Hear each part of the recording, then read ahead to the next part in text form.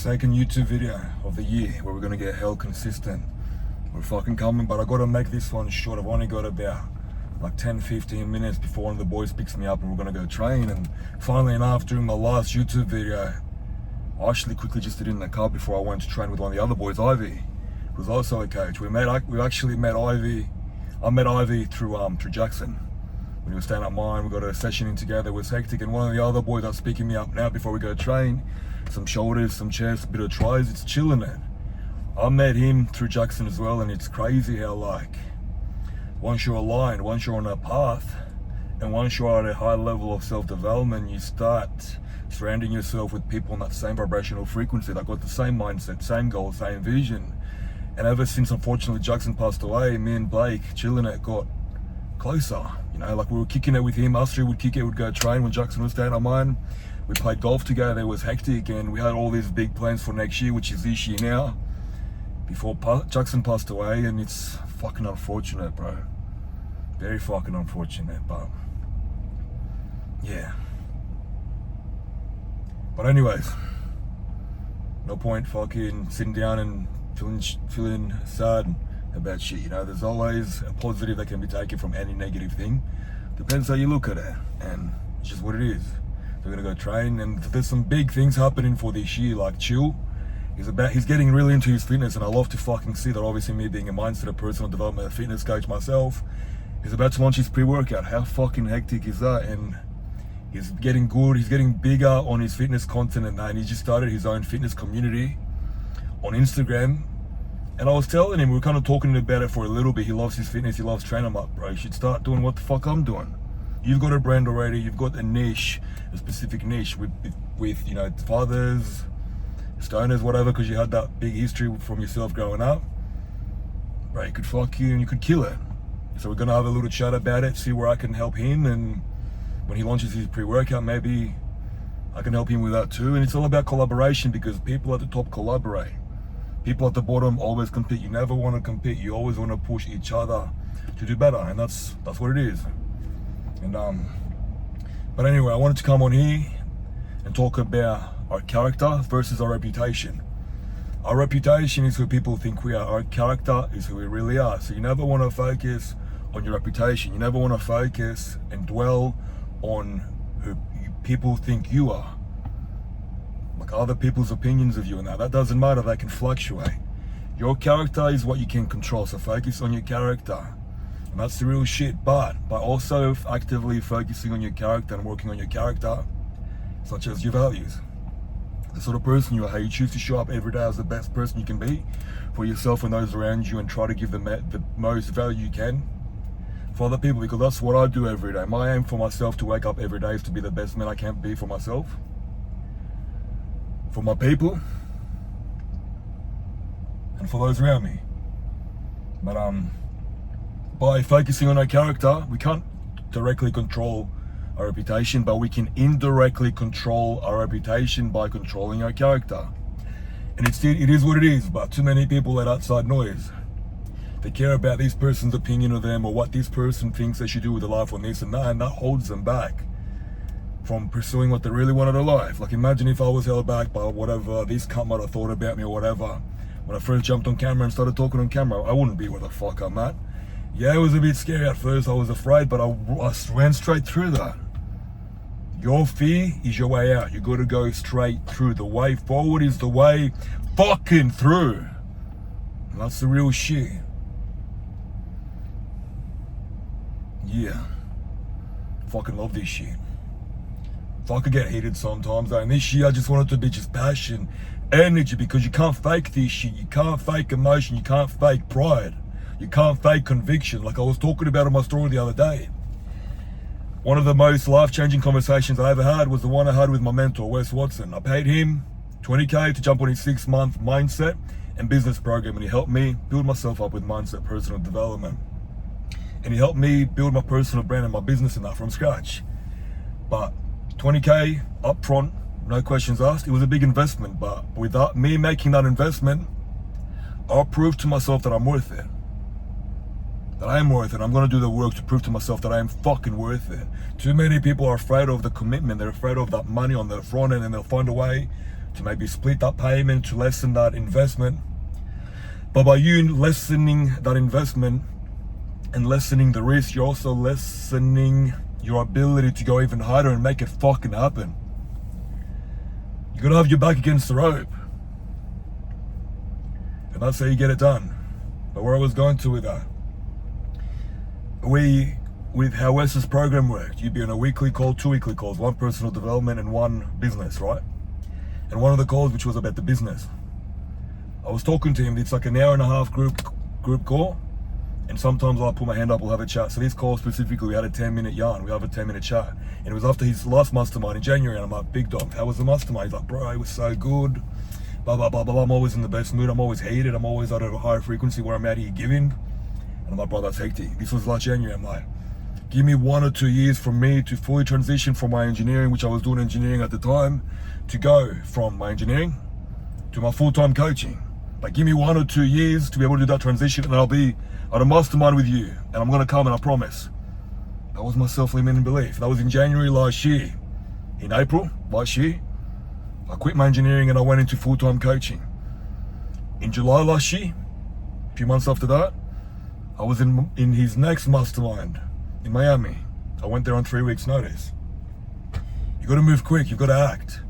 My self-limiting belief at the time was like, oh, give me 1 or 2 years to make the transition and to do all this. It's like, why the fuck would you put your vision, your goal so far away when instead you can bring it closer and make that bet on yourself and take that fucking risk? Like me quitting engineering, and that was a huge step back temporarily in terms of money. Like one of my cash flows, which was my engineering at the time, and then my coaching. My engineering was like, I was making what, 5.2k a month after tax. And I was only making like 1.5 to 2k to 3k max at the time with coaching, right? So one of my cash flows was completely deteriorated, but I needed that temporary step back to have more time on myself, more time on my business, more time on me in creating my vision and figuring out where I want to go. Because I'm like, why am I living day to day not true to my vision? I don't want to be engineering for the rest of my life, so why the fuck would I keep in here? Even though it's kind of okay now and I've got the money now, like it's not aligned to the future I want. The quicker I pull back, the quicker I take my power back, I take my time back, and the quicker I can rationalize that plan and make it fucking happen. So I step back. It was a big risk, but I made it happen. And in the last 4 weeks, I've made 12k coaching, and that's nothing to what's gonna come. But I don't see the money. For me, money is a result of the amount of value I've provided to people and the amount of times that I've made people believe in themselves and take that bet on themselves. And that's fucking powerful. That's fucking powerful. Because the average people in the world will think material things are success. Material things aren't a success. They're a manifestation of success.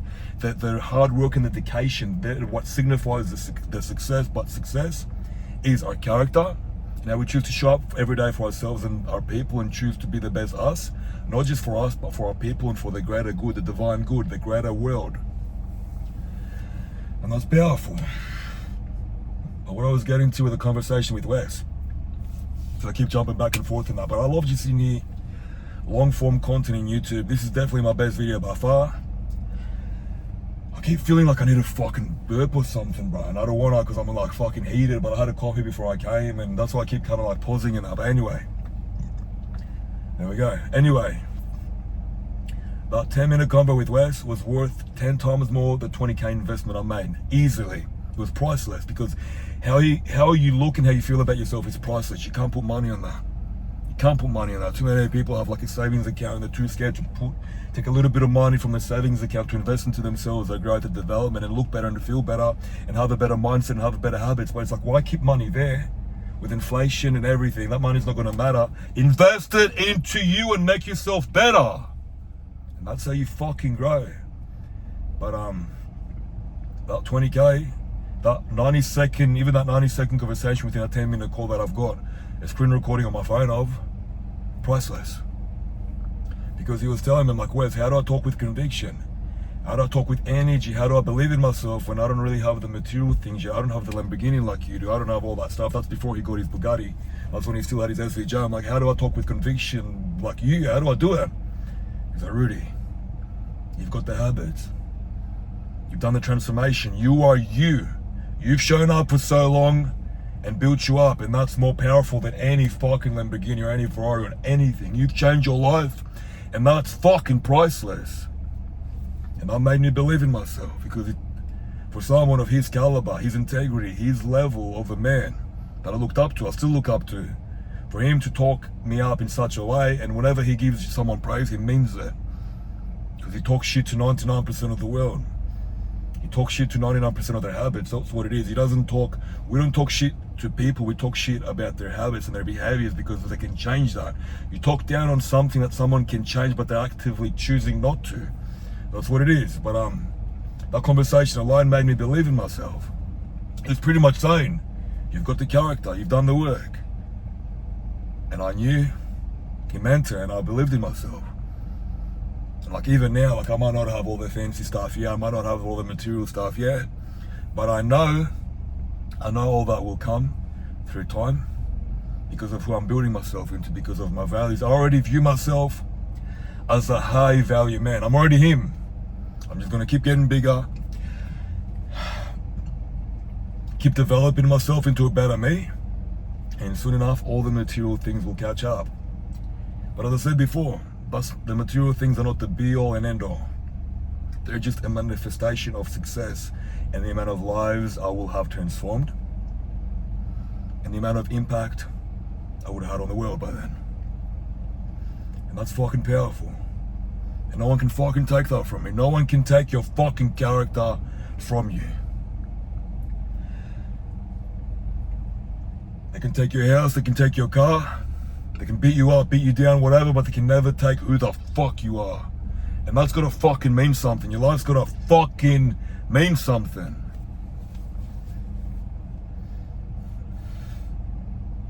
Fuck, I love this shit, eh? I can't wait till I just get fully covered, eh? Hands nearly done, surely 1 or 2 more sessions there.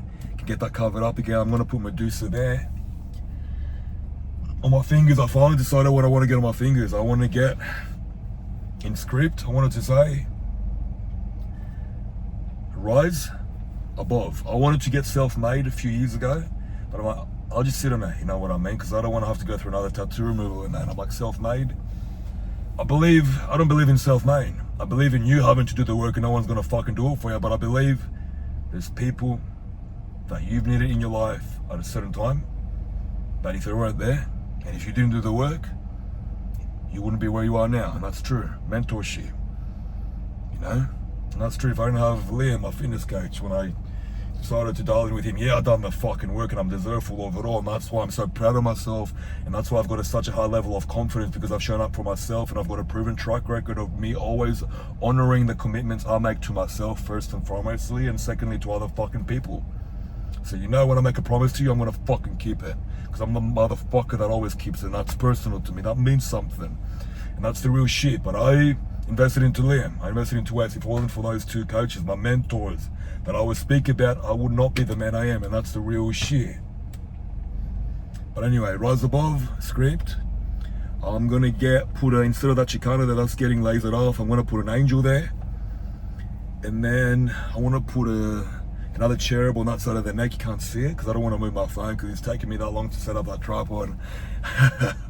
But my left foot that I've got my gangster up in that, I'm going to put that famous photo of Biggie with the crown, how it's like tilted a little bit, and I'm going to put that on my foot. Hecty. And once that leg's removed in that, Greek mythology, it's going to look off his head. And I can't wait, and some other big news. Big news. My visa medical appointment for me to get my B1 and B2 visa so I can move full-time to the States. My appointment is on the 14th of August. So that means after that appointment, I can be living in the States, and that's when I'm going to make my full-time move to Miami. So 14th of August, if I get approved, I don't know if it's a day after, week after, whenever they send me the papers, your boy can go live full-time in the States. And that's massive. That's fucking massive. And ideally, I didn't want to wait that long. But even when I came back from Miami, I'm like, now's the time for me to really double down and build myself up even fucking bigger. Because I don't want to go back the same level of an individual that I am. I don't want to go back the same level of an asset that I am. I want to go back and make a statement like, what's up? Like, fucking oath, let's get this shit, let's go. You know what I mean? Like, because I've done the self-work to get me here, and I'm going to continue to do the self-work. So I want to go back. I want to be fucking so much bigger. I want to get in the gym and be like, what's up? Let's fucking get this shit, come on. You know? More tattoos, more jack, more ripped, more of a monster. I can articulate so much better, and how I'll have built my community so much bigger. I'll have transformed so many more lives. I'll have provided so much more value. And that's everything I strive for every day. My community, my people. Because that's who I show up for every day. And I'm being the source of, become the source of what you seek. Be the person you've always needed. And think to yourself at your lowest point, how you felt at that time.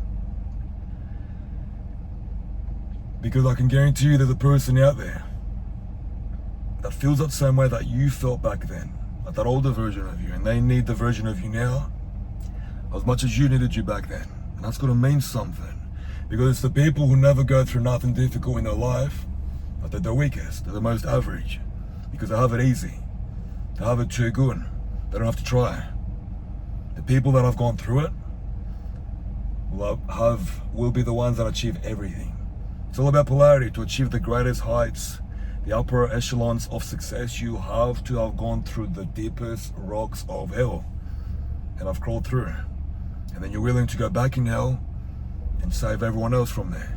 That's what the fuck I'm doing, and that's what the fuck it's about. I love this shit. Fuck, I'm gonna start doing these YouTube videos so much longer, you know what I mean? Like last year I was like, oh, I got no time. That's just a fucking excuse, you know what I mean? I can go in the car before I train or whatever, turn on my camera, and fucking in 15 minutes I can have like a yarn about it anyway. And yeah, my mate's just pulling up. I think he just texted me 5 minutes away. Hectic. But that's pretty much everything from me, eh? YouTube, we're coming this year. We're doing the most, we're doing the best. I'm not fucking stopping. Don't listen to motherfuckers that tell you to do less.